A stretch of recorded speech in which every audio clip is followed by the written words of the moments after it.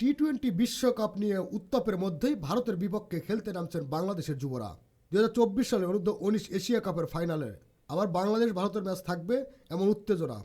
কয়েকদিন ধরে ভারতের সঙ্গে বাংলাদেশের রাজনৈতিক উত্তেজনা ছড়িয়ে পড়েছে ক্রিকেট কূটনীতিতেও। মোস্তাফিজুর রহমানকে আইপিএল থেকে বাদ দেওয়ার কারণে বিশ্বকাপ খেলতে ভারতে যাবে না বাংলাদেশ। আইসিসিকে জানিয়ে দেওয়া হচ্ছে এমন সিদ্ধান্ত। এ নিয়ে চলছে আলোচনা। এর মধ্যে আজ বাংলাদেশ অনূর্ধ্ব-19 বিশ্বকাপ যাত্রা শুরু হচ্ছে ভারত যুবদের বিপক্ষে ম্যাচ দিয়ে। জিম্বাবুয়ের বুলুয়াতে বাংলাদেশের সময় বেলা 1:30টায় শুরু হবে ম্যাচটি। মাঠের ক্রিকেটে ভারতের সঙ্গে বাংলাদেশের বৈরবতা নতুন কিছু নয়। 2015 বিশ্বকাপের কোয়ার্টার ফাইনালে একটি নো বল বিতর্ক ব্যাপক ঝড় তুলেছিল বাংলাদেশে। সেই উত্তাপ ক্রমে আরও বেড়েছে গত কয়েক বছর নানা ঘটনা প্রবাহে। ভারতের বিপক্ষে বড় মঞ্চে বাংলাদেশের জাতীয় দলের অবশ্য এখনও বড় একটা সাফল্য নেই।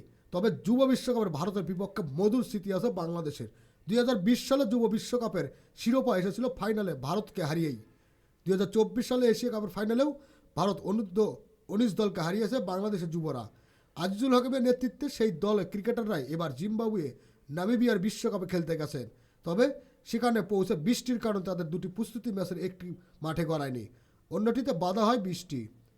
এ নিয়ে কিছুটা আক্ষেপ কোচ নাভিদ নেওয়াজের কণ্ঠে। কাল ভারত ম্যাচে আগে বিসিবি পাঠানো ভিডিওতে তিনি বলেছেন, কাদের বিপক্ষে প্রথম ম্যাচ খেলবে আমার মনে হয় না এটা কোনো বিষয়। প্রস্তুতি ম্যাচে আমরা মানিয়ে নেওয়ার চেষ্টা করছি।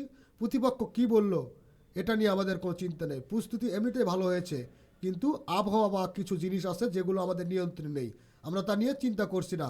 ভারতের বিপক্ষে ম্যাচ দিয়ে বিশ্বকাপ শুরুর পর্ব বি গ্রুপের বাকি দুটি ম্যাচ নিউজিল্যান্ডের অনূর্ধ্ব-19 দল ও যুক্তরাষ্ট্র অনূর্ধ্ব-19 দলের বিপক্ষে খেলবে বাংলাদেশ। ম্যাচগুলো হবে যথাক্রমে 20 ও 23 জানুয়ারি। 16টি দল 4 গ্রুপে ভাগ করে হচ্ছে অনূর্ধ্ব-19 বিশ্বকাপ। প্রতিটি গ্রুপ থেকে 3টি দল করে উঠবে সুপার 6-এ, যেখানে 2টি গ্রুপ 6টি করে দল থাকবে। যেখানে 2 গ্রুপে 6টি করে দল থাকবে। সুপার 6 থেকে সেরা 4 দল খেলবে সেমিফাইনালে। খেলাধুলার আপডেট নিউজ পেতে চ্যানেলটি সাবস্ক্রাইব করে সাথেই থাকুন।